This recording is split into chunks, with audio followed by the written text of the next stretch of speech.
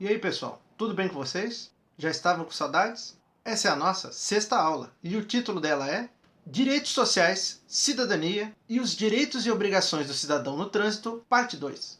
E seguimos no nosso ritmo de apresentar um conteúdo por semana por meio de um texto, de um vídeo e de um podcast.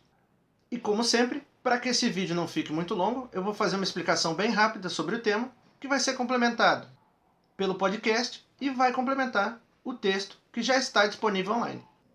Não custa lembrar que a nossa avaliação sobre os conteúdos das aulas 5 e 6 vai estar disponível em breve, mas não tenham pressa, ela vai ficar aberta por pelo menos uns 10 dias.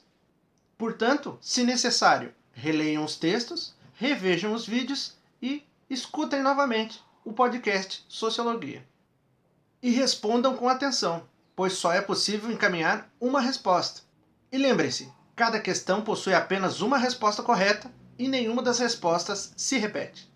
Os direitos sociais, como já dito, são essenciais para o desenvolvimento de uma vida segura e digna para todos os cidadãos. Entre essa gama de direitos considerados importantes para uma vida digna está o direito ao transporte. Porém, esse direito só foi incluído entre os direitos sociais a partir da Emenda Constitucional número 90 de 2015. Mas não pensem que isso ocorreu por acaso.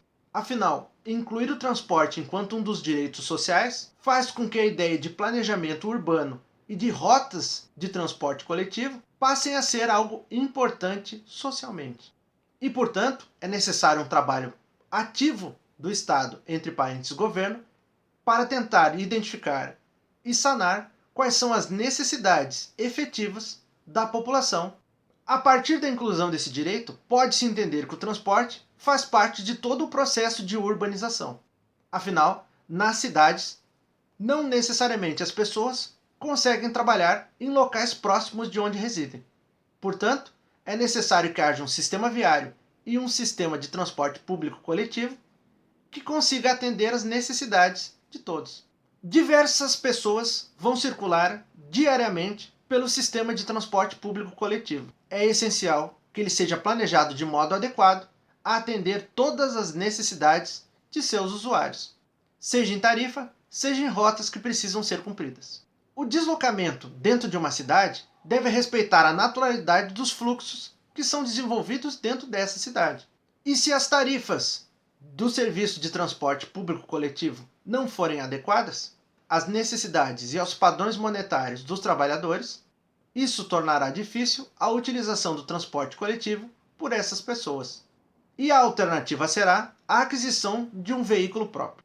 Embora inicialmente os veículos individuais tenham sido um elemento de status, a própria ideia da utilização de veículos vem se modificando nos últimos anos. Portanto, é necessário um planejamento integrado tanto do sistema viário quanto do sistema de transporte público com as rotinas do planejamento urbano. Embora algumas das cidades mais desenvolvidas do Brasil tenham algum sistema efetivo de planejamento de trânsito, não é possível dizer que existe um plano geral ou um planejamento nacional acerca do desenvolvimento do transporte coletivo.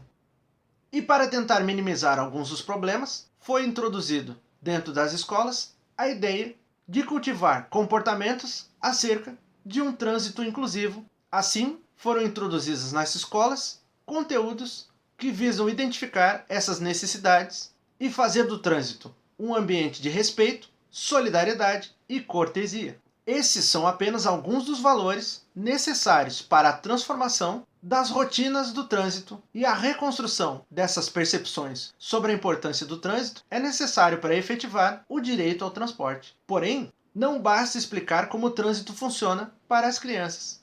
É necessário que todos interajam com esse tipo de conhecimento para que possamos ter o desenvolvimento e o exercício de um direito ao transporte de modo mais efetivo, com respeito, dignidade e harmonia. Algumas iniciativas em algumas cidades ao redor do mundo já demonstram a importância do exercício desse direito.